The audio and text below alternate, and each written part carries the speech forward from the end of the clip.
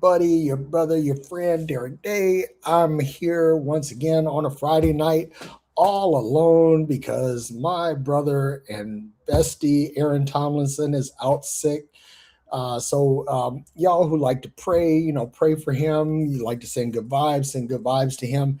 But yeah, he got a whole thing that's running through his household and just not feeling good.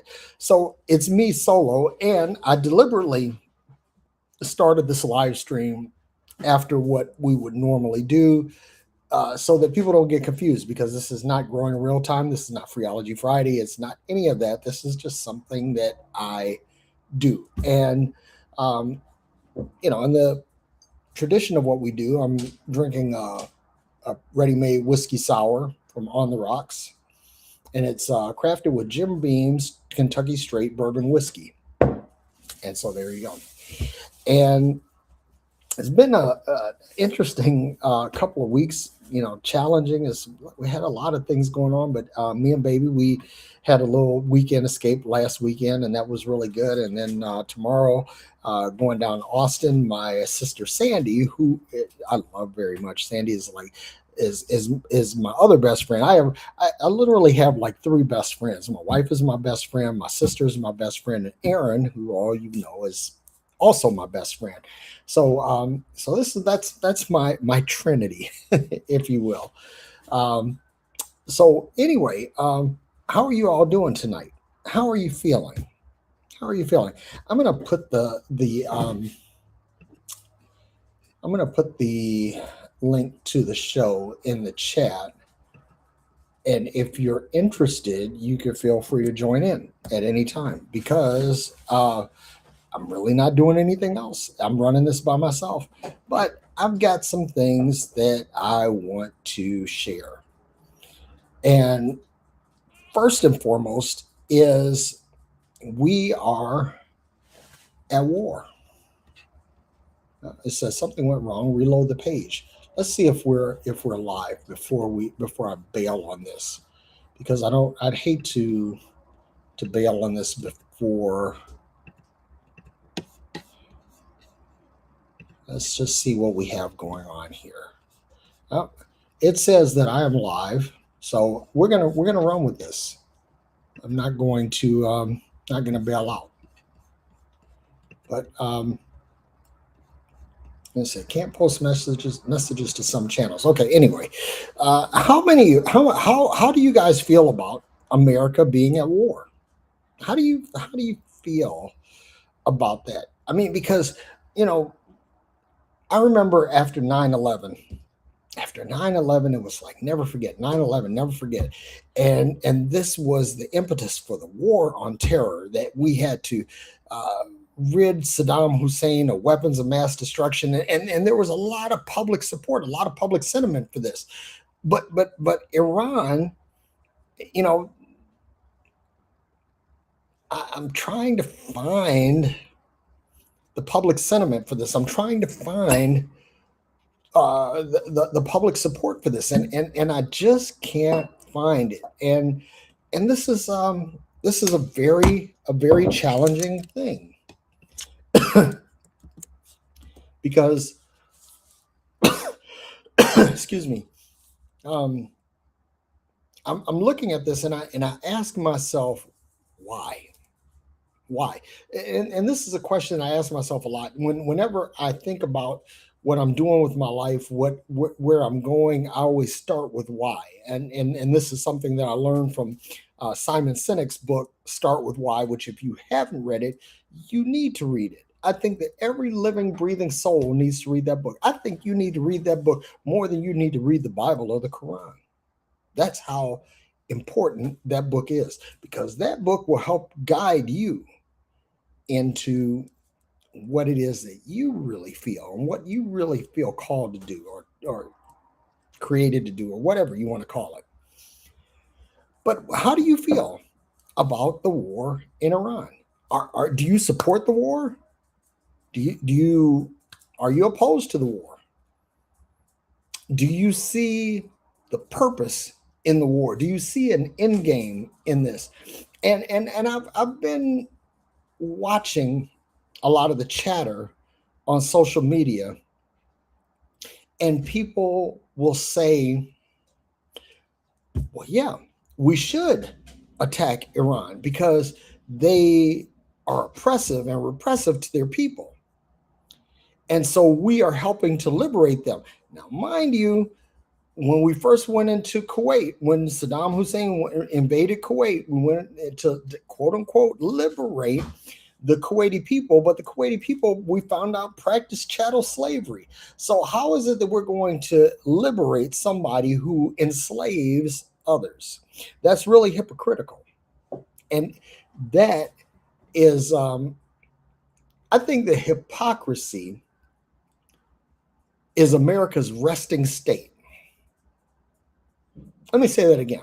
I think hypocrisy is America's resting state, because we talk about freedom, but we embrace chattel slavery. We talk about freedom, but we drove the Native Americans into reservations. We talk about freedom, but we didn't give women the franchise to vote until the 20th century. We talk about freedom, but we interred Japanese American citizens in concentration camps during World War II. We talk about freedom, but we enforce Jim Crow and segregation as a state.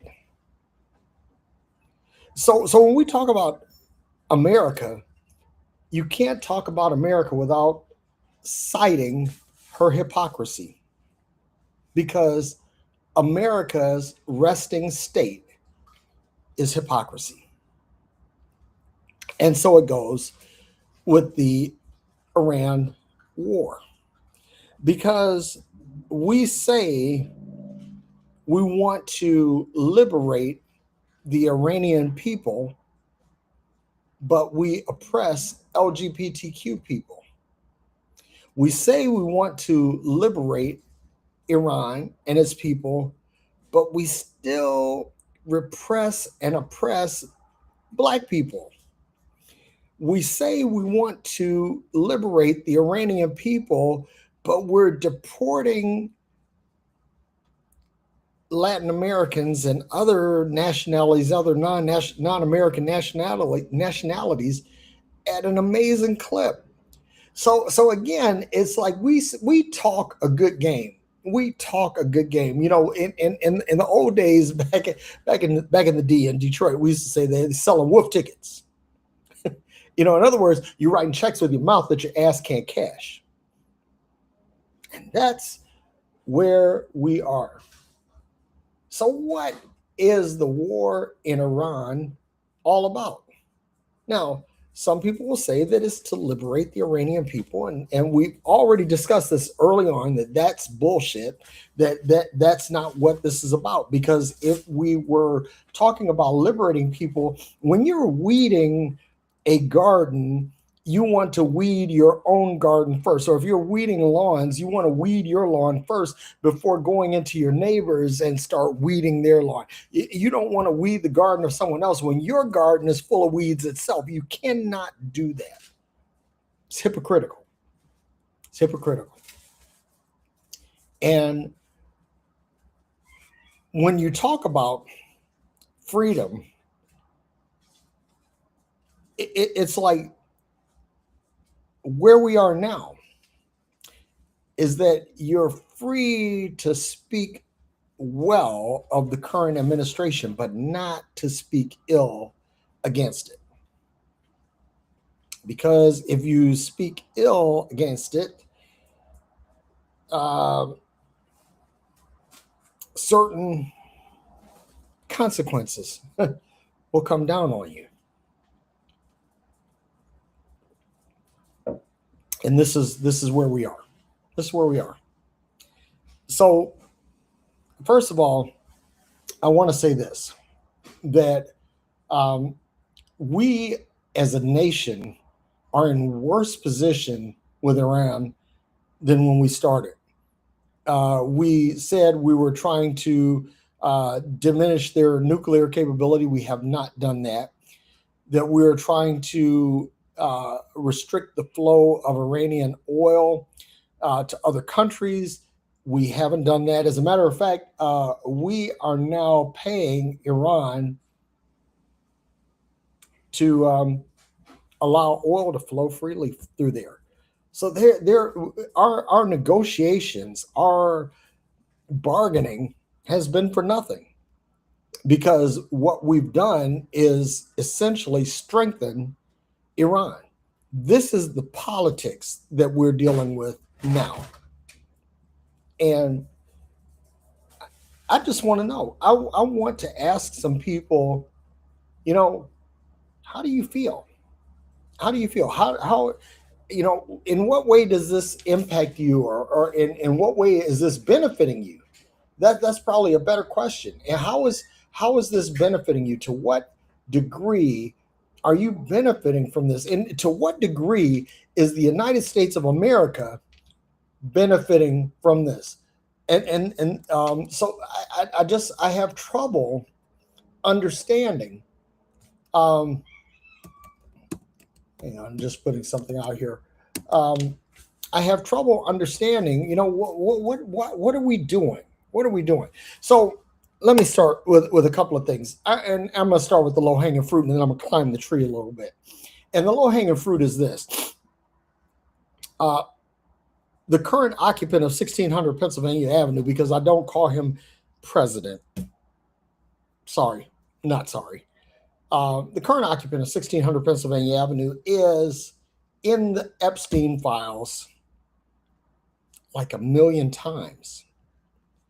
And this war, at the most esoteric level, is a ruse to detract or distract away from the Epstein files.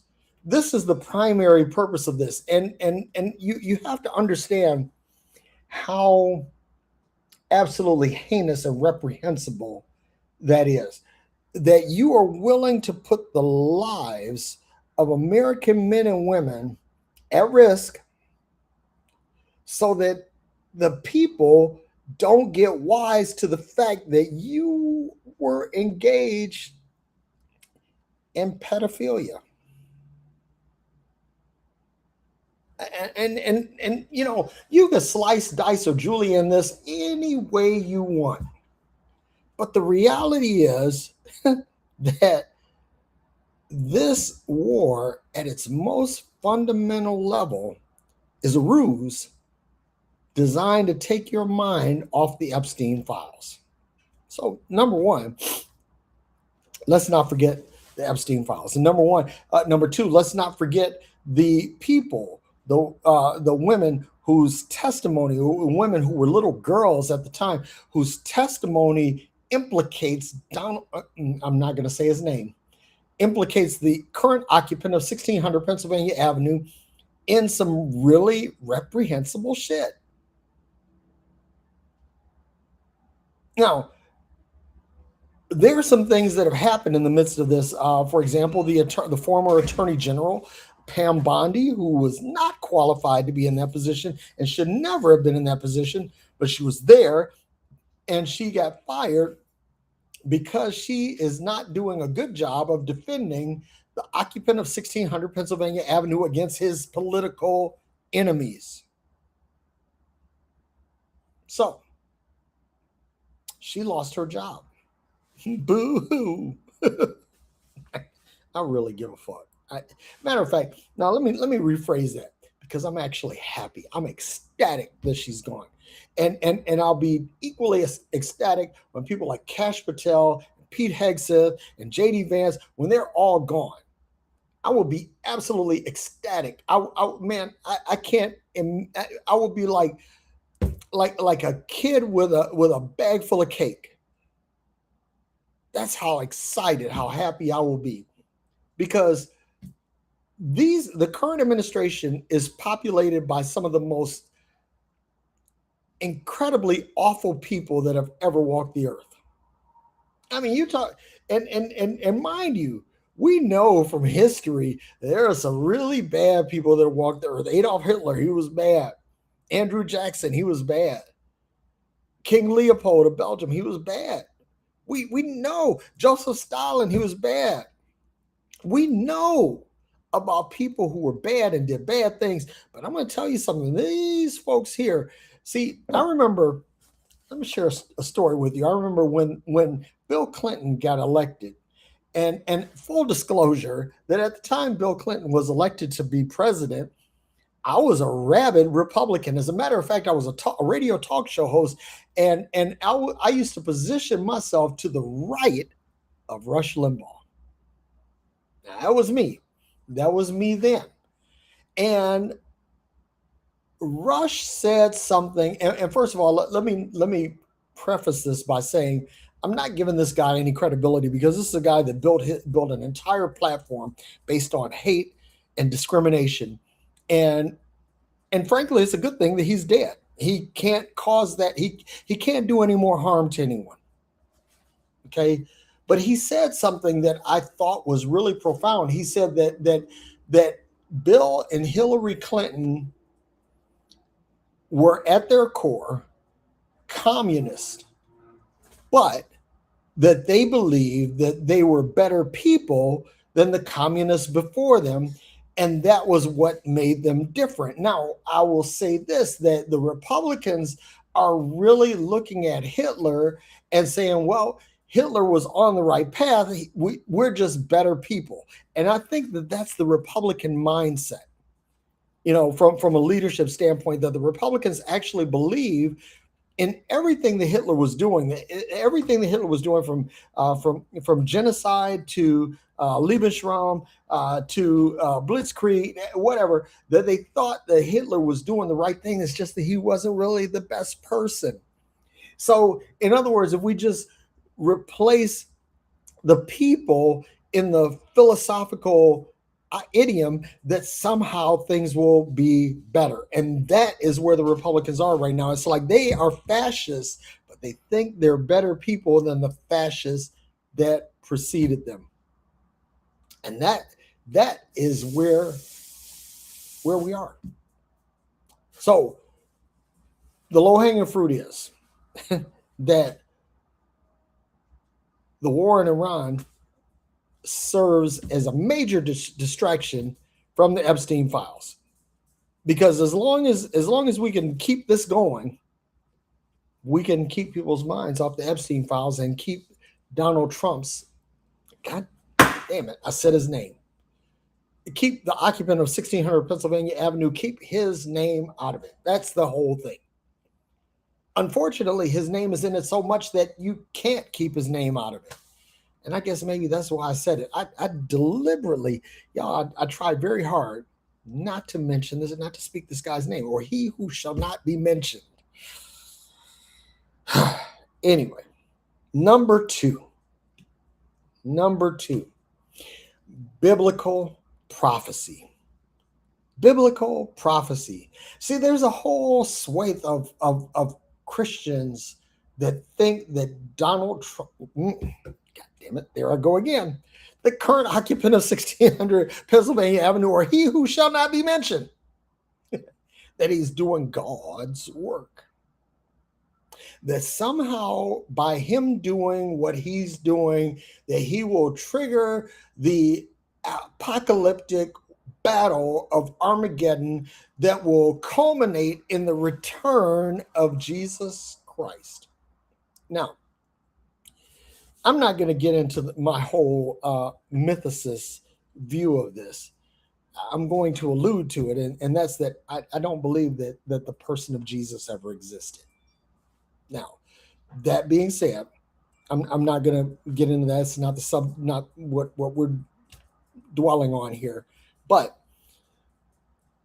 there people have this idea, and this is the Christian nationalist wet dream, that somehow he who shall not be mentioned, by him doing his dirty work in the Middle East, somehow this is going to bring about the return of Jesus. And I'm going to tell you something. This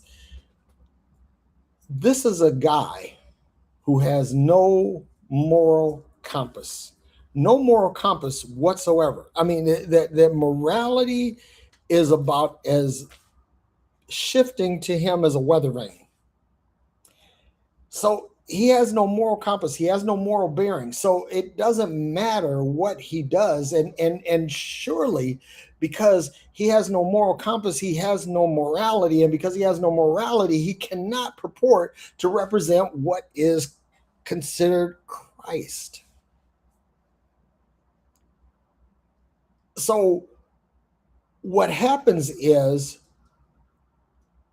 and I'm going to make a bold prediction here. I'm going to actually call this prophetic. See what I did there? This guy is going to discharge a thermonuclear device. Now, there are people that say, it's like Kamala Harris has said it right, that there was a reason why people didn't go into Iran militarily. That there are, military leaders that have eschewed the concept of going into Iran militarily, and President Obama had said the same thing, and Iran going into Iran militarily was essentially a prescription for disaster. And it's a prescription for disaster on a number of levels. And I talked about this in a previous show, that one thing is that the United States right now is not equipped to fight a war on two fronts. We can't do it, folks. We can't do it. We cannot do it. And what do I mean by this? Fighting a war on two fronts? Because on the one hand, we're all in on Iran right now, but China, y'all hear me on this. China is watching this. They're watching this. And they're looking at this from the standpoint of, how long will the USA be there? How long will they be there? And there, I've long thought, this has been my thought, that if we are in there long enough, that China will invade Taiwan. That's my thought. But I saw something in the news this week, because I'm a voracious reader and I consume a lot of, different news sources. One of these news sources had a very interesting take, that a boondoggle in Iran could embolden China to actually invade the United States. Now, y'all hear me? It sounds completely far-fetched. And the Second Amendment types out here will say, well, the reason why China or no other government or no other country has invaded the U.S. or why there's never been a military coup is because the citizenry is too well armed. Oh, listen. The Chinese military is 100 million people strong.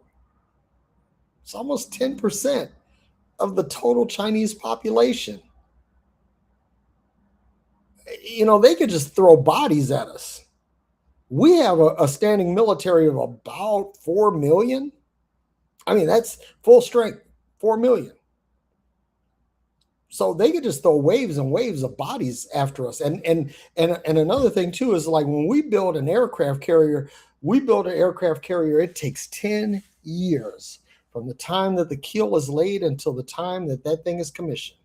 10 years. The Chinese are now building aircraft carriers in 2 years. And depending on the source that you look at, whether it's Jane's or some other, reputable source about military intelligence, that it's not long before China has its first nuclear-powered aircraft carrier. And once they have that, they can project sea power like we do. Because a nuclear carrier or a nuclear submarine, any nuclear-powered ship, is really only limited by the amount of food it can carry. Because these reactors are essentially fuel for 20 years. Now, 20 years is the rotation that our nuclear program rotates out reactors. But those reactors can probably go 30 years. Probably. And if China is able to first build a nuclear carrier carrier, and then they are able to scale that to where they can build others. And let's say they're building aircraft carriers at the rate of two per year, or one every 2 years. Now, let's say once every 3 or 4 years they're able to produce a nuclear carrier. Now this becomes an untenable situation for the U.S. in terms of sea power because we can no longer compete. We just don't have the numbers. And not only do we not just have the numbers, but we don't have the will. The American people are kind of fed up with war. We're fed up with conflict. We're fed up with our money going overseas to fund all these different boondoggles, and we don't have health care. We don't have education. Our infrastructure sucks. And we're on the brink of civil war here in the United States, and people are just fucking fed up. They're tired. So if we get mired in Iran, China has some options. They have some options. They could invade Taiwan, which that would be their low-hanging fruit, or they could be ambitious and maybe try to take the United States. And I'm gonna tell you something. All of you yahoos out there, you Gravy SEALs and MEAL Team 6 and armies or Army strangers. You guys think that you can fight, but you can't. You can't. You're not equipped. It's like some of you are too obese to get over your own feet. So you actually standing up against professional soldiers that are well trained, well regimented, and well armed. No, it's not happening. Your Second Amendment is not going to save you. Not going to save you. So that's the second thing. It's like war on two fronts. The United States can't afford that. We can't afford that in terms of economics. We can't afford that militarily, and we certainly can't afford that in terms of the will of the people, because the minute that the United States is forced to engage enemies on two fronts, the American people are going to throw their hands up. At that point, even the most diehard Trumper, I would think at that point they say, fuck it. That's it. We're done. We're done. And once public sentiment dies for a thing, that thing dies. Proof of that is the moon landing program from the 1970s. We put a man on the moon in 1969, and then after that, we got kind of moon fatigue. In other words, we got used to seeing people on the moon, so we didn't care anymore. And pretty soon we got to the point where, okay, we're spending all this money on the moon, but we have problems. We have infrastructure, we have healthcare, we have social issues here on the earth. We have issues with Vietnam, all of these things that people just said, fuck it, we're done. And at that point, when public sentiment shifted, then there was no driver to continue to spend money on the space program, at least not to that degree. And we will repeat that, I promise you, if the United States tries to fight a war on two fronts. So let me go back to biblical prophecy for a minute, because again, Paul White and Greg Lowry and all these other, I'm trying to be nice here because the word that comes to my mind begins with and ends with ers. These ers, are encouraging the occupant of 1600 Pennsylvania Avenue that he's doing the Lord's work. That somehow he's going to bring about the second coming of Jesus. And y'all listen, I'm going to tell you something, that this whole concept of a thermonuclear device being used in Iran, because see here, first of all, this is a guy that's already said, fuck the Geneva Convention, fuck the rules of war, and fuck everybody that even thinks about that. When you get to that point, it's like the gloves are really off, and we have an ample supply of nuclear warheads. What's to stop the current occupant of 1600 Pennsylvania Avenue from using one? I mean, he actually threatened to destroy an entire civilization. He publicly called for genocide of an entire people. So when you get to the point where you can say these things out loud, when you can say the quiet parts out, because listen, I'm going to tell you something. It's like this country is so fucked up that we've thought these things for a long time. As a matter of fact, we thought them about Japan. There's a reason, folks, why bombs were dropped on Japan but not on Europe. Because the Japanese were seen as subhuman people. And the way this administration frames the Iranian people, it frames them as they are animals. In other words, that they have no human value. And because of that, when you frame human beings as less than human, this gives you a implied license to do less than human things to them. So if we were to use a thermonuclear device in Iran, what's to stop us from doing that? Because honestly, this administration is so self-absorbed that they think that nobody's going to do anything. They've already written off NATO. They don't worry about Russia, and they think that China's a paper tiger. But I'm going to tell you something. Anybody that knows intelligence, anybody that knows military intelligence knows that China is no paper tiger. China is like the Wu-Tang Clan. They ain't nothing to be fucked with. So you can't just write China off and say that that's okay. And this whole thing about bringing about the return of Jesus, listen, what will happen is that a thermonuclear warhead will be discharged. A nuclear winter will occur beginning in Iran that will spread throughout the world with catastrophic consequences. And the Jesus that never existed won't return.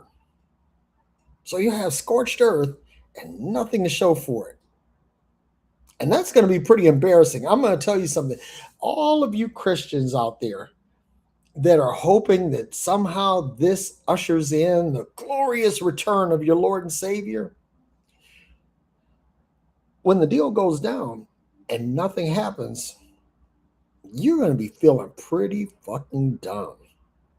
Now, let me say this, because people will say, well, Derrick, what about Pascal's wager? What if there is a God? And what if you're wrong? Okay, if I'm wrong, then I have to assume that this God is so merciful that it's not going to matter anyway. But if I'm right, and then a lot of you are going to get scorched earth and nothing to show for it. There's not going to be an Armageddon. Dispensational theology is something that was a very recent invention. It came about in the 1830s with a guy named John Darby, who basically bought into some Scottish girl's fever dream, literally, and it turned into the Christian's wet dream that somehow, soon and very soon, Jesus is going to return. And when he returns, he's going to return with a sword. He's going to be a man of war, and he's going to slay his enemies once and for all. And Christ will reign eternally. Y'all, no. Now, here's the thing. You want to believe in God, that's fine. You want to believe in Jesus, that's fine. That's all well and good.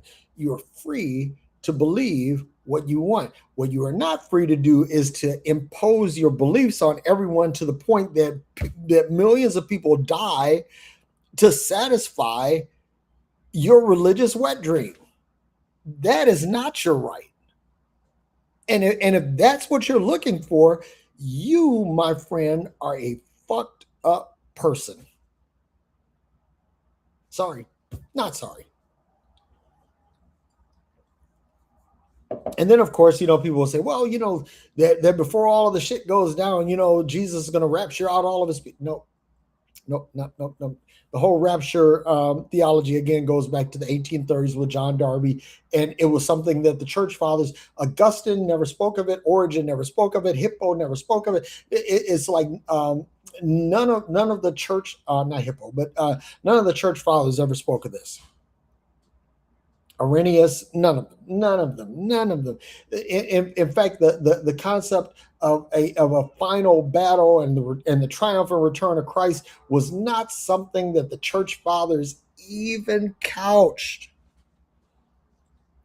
This was a fever dream of an 1830s theologian who was trying to make a name for himself. And I'm going to tell you something, that had he had that vision in, say, 1995 instead of 1830, Google would have wore his ass out.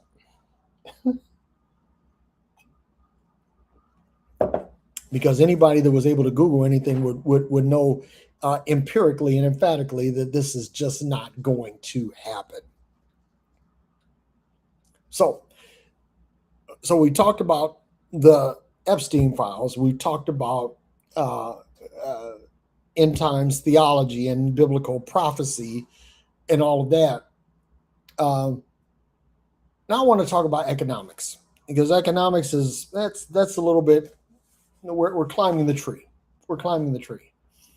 And economics is a big thing, because the idea is, and the current occupant of 1600 Pennsylvania Avenue actually said that if we can control the Straits of Hormuz, that we'll make a lot of money.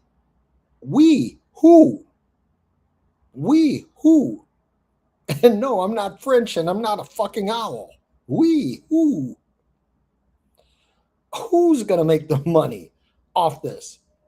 It's not going to be me and you, or you and I. It's not going to be us. It's going to be billionaires. It's going to be the people who paid money to put this monkey in the White House. And yes, I did say monkey. Actually, that's kind of an insult to monkeys.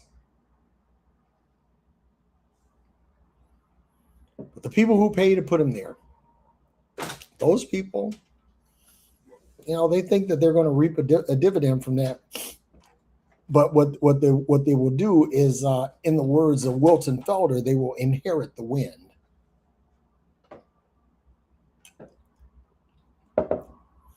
So, oil. Let's look at oil, right? Somehow, if we're able to be in control of what goes through the Straits of Hormuz, in other words, if we were able to erect a toll barrier, every ship that goes through has to pay, which they do that now. They pay it to Iran and Oman. Those are the countries that it's paid to now.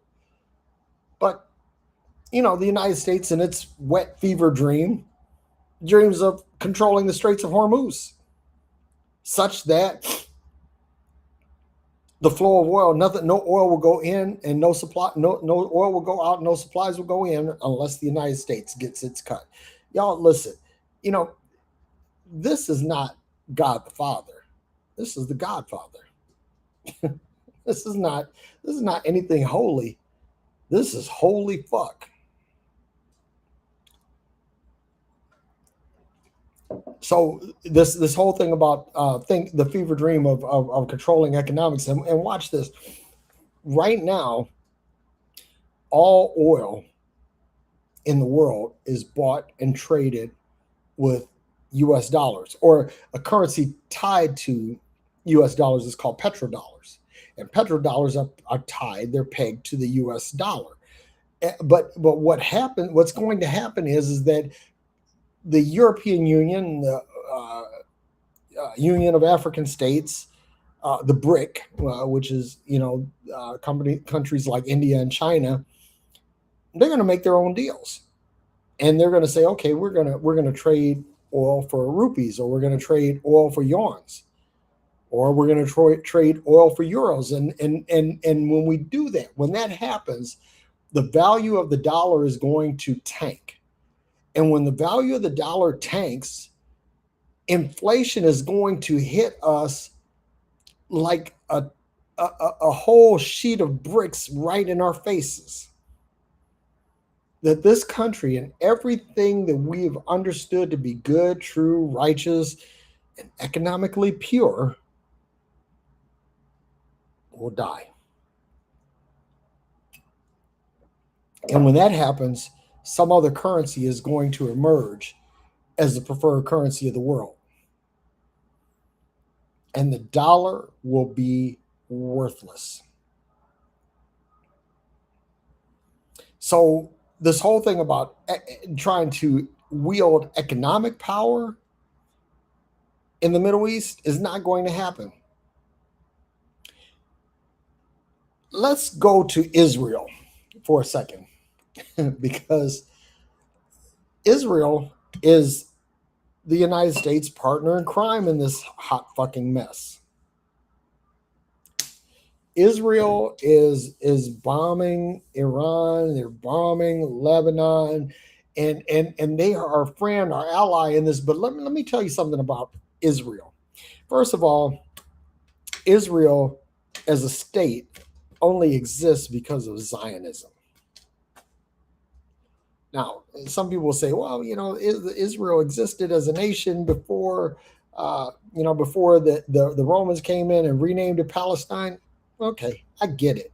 But you know what, though? After the Romans invaded it, for centuries after that, it was Palestine. And the Palestinians had peace there. But because of Zionism is the whole concept is that we want to create a Jewish homeland, a Jewish state in the Middle East. And there are a number of reasons for that. And one is that most other nations, sultanates, kingdoms, emirates, these are countries that were inherently unfriendly to the West. They were inherently distrusting of the West. And so these countries had a base enmity with the West. But if you establish a Jewish state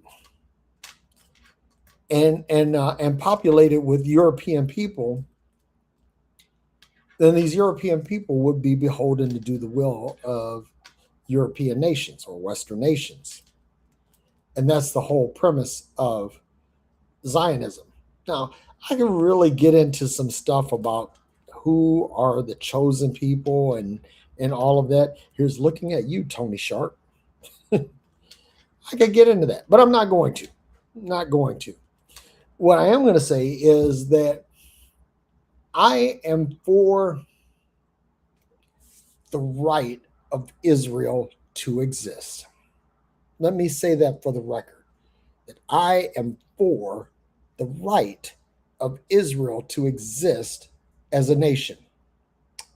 That said, I am not in favor of Israel having the right to being a sovereign nation at the expense of its neighbors in the Middle East.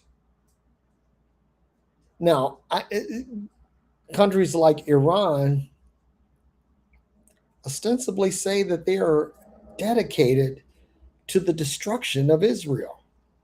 But are they in favor of the destruction of the Jews, or are they in favor of the destruction of that state, that Zionist state?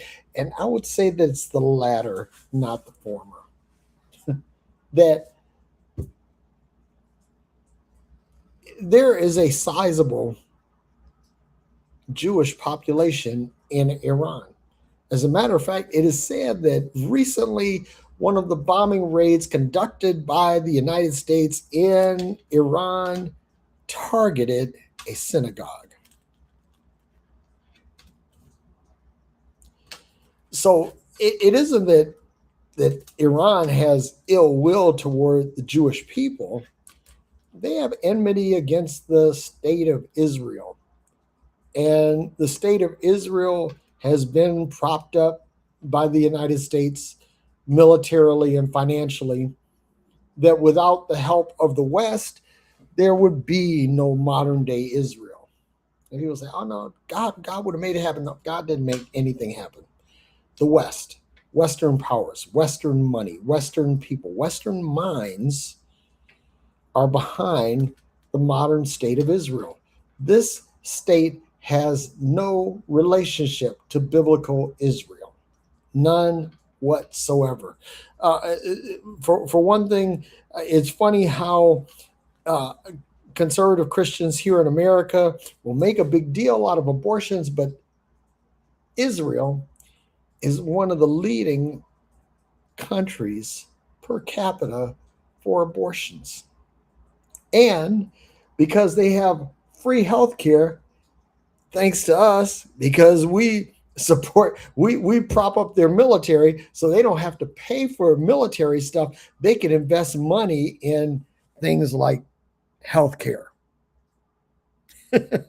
so so we're propping them up so that they can have free health care through which women are able to get low or no cost abortions.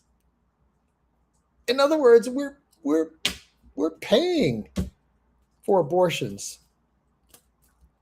Y'all don't want to hear that. Y'all ain't ready for that conversation. And that's another conversation altogether. That's another conversation.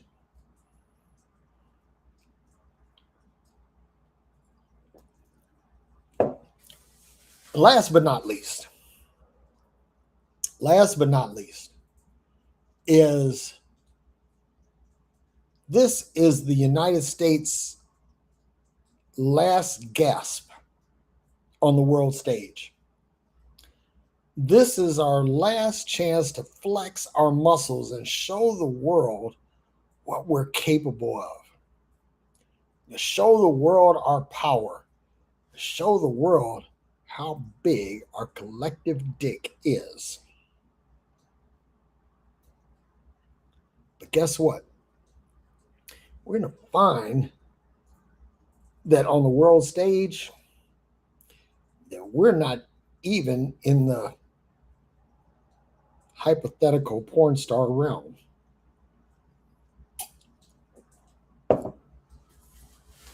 And we don't have that wherewithal. We don't have that cocksureness. We don't have that staying power that we think we do.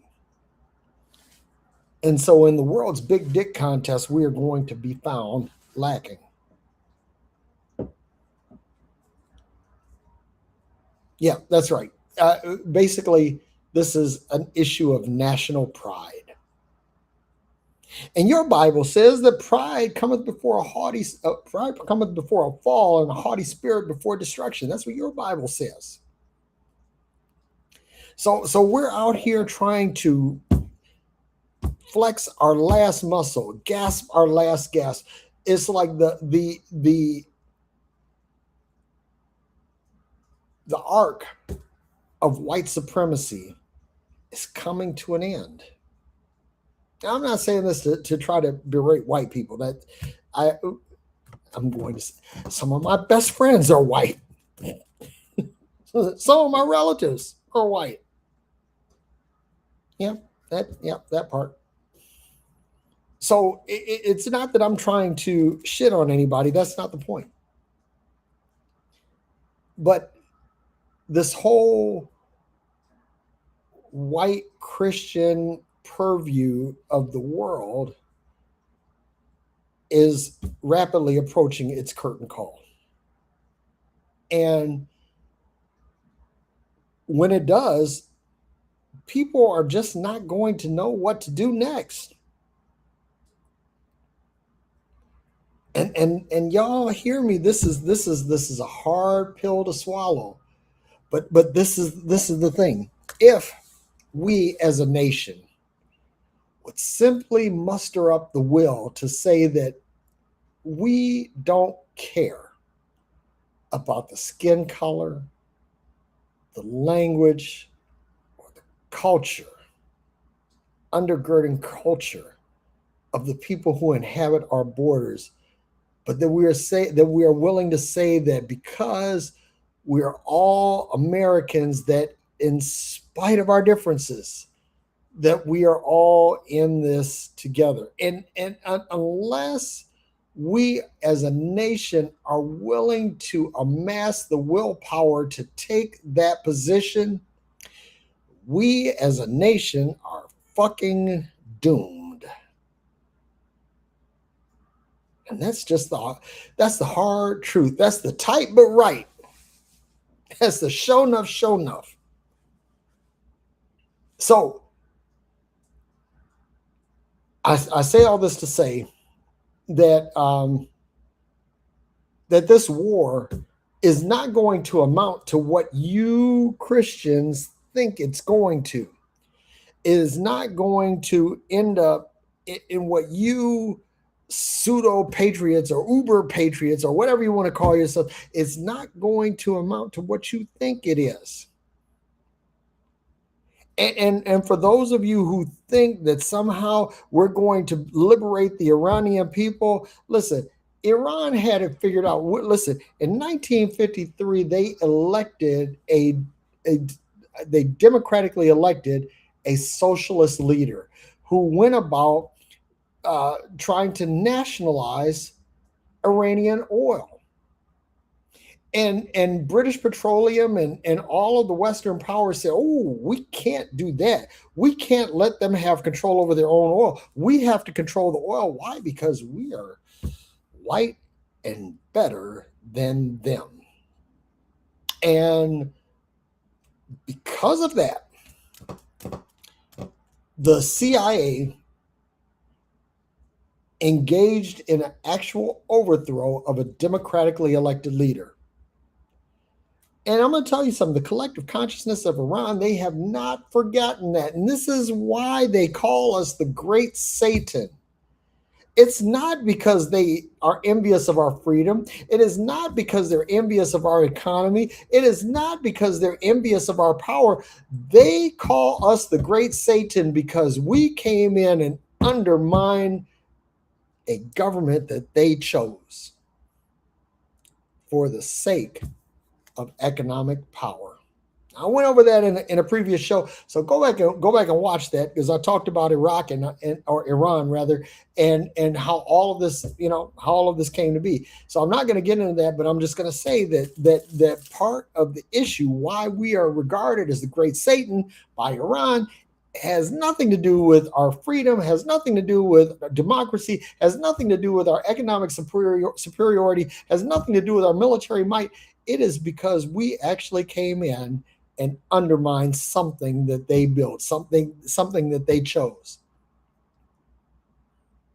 So again, to recap, I want you guys to ask yourself, why are we at war with Iran? What is it that we hope to achieve? And what is it that will benefit the average M1A1 American?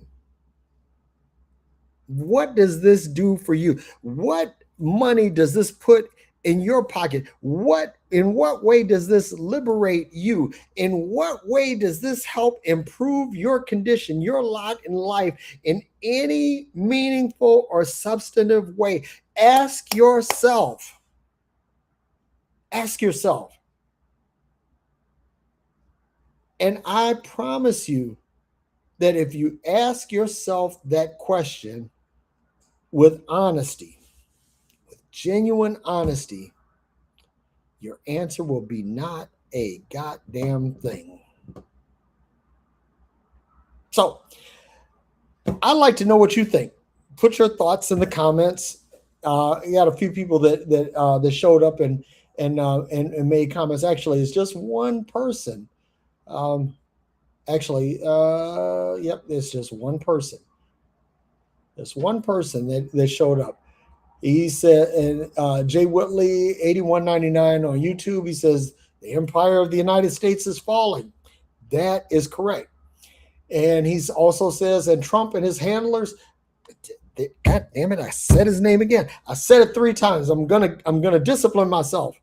He who shall not be mentioned, the occupant of Pennsylvania, 1600 Pennsylvania Avenue, and his handlers are trying to kill the American dollar in the process. Yes, you nailed it. That's exactly it. In the process, their plan is to kill off many of us poor people as possible.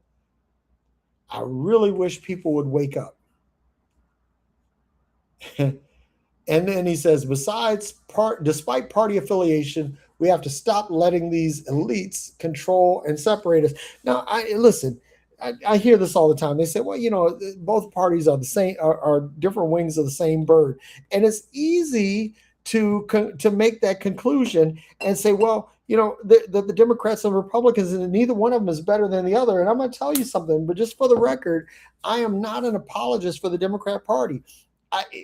I I support the Democrat Party to the degree that they are the ones that are most likely to bring about a socialist change in this country. That's it. Now, I'm seeing some things as we're leading up to the midterm elections where these guys are shooting themselves in the foot, and I keep saying, I hope that they don't do this. I hope that they somehow sort it out, that they are able to produce winning candidates and are able to undo the Republican majority and restore some sanity to Washington, D.C. And one thing that I'm really excited about is watching the right wing eat their own, because right now you have people like Alex Jones and Candace Owens and Nick Fuentes, that these people are all going in on saying how fucked up the current occupant of 1600 Pennsylvania Avenue is. So I have hope. I have hope, but we'll see how it works. But yeah, again, I hope to see your comments. I'm going to read all the comments. I'm going to reply to all the comments. I appreciate everybody that has shown up here. That SJ Whitley. I appreciate your comments. Some very salient points that you made here. He says war is being waged against the people too. There's no way we can fight against the military unless they join us. Good point. Oh, it's a she. This is Sandra Whitley. Okay, this is our friend from the DFW. So anyway, Sandra, I'm glad to see you joining in, and appreciate your comments. I'm like just really here. You say I'm loyal to the country, not the party or the person. And I want to say this because well, no, I'm not going to say this because that's a personal discussion, and I don't want to say this, but I'm saying what I will say is that when we don't vote positively for something and we vote passively, hoping that we get some other result, it's not going to happen. And one day I'm going to do a show about third party politics and why it will almost never succeed in the United States without changing the dynamic and the operational paradigm of our legislature. And if we don't have, short of a parliamentarian revolution in Washington, D.C., third parties will never, independents will never, ever, ever, ever, and I mean ever, ever, never, ever hold any power in Washington, D.C., because Tip O'Neill said that all politics is local, and third parties and independents don't get that. They don't get it at all. They don't get it. So with that being said, I'm going to go ahead and get out of here because I have a smoking hot wife to go hang out with, and that's what I'm going to do. So until the next time, I'm Derrick Day. Feel free to check me out. I'm the author of several books. You can find my books on Amazon.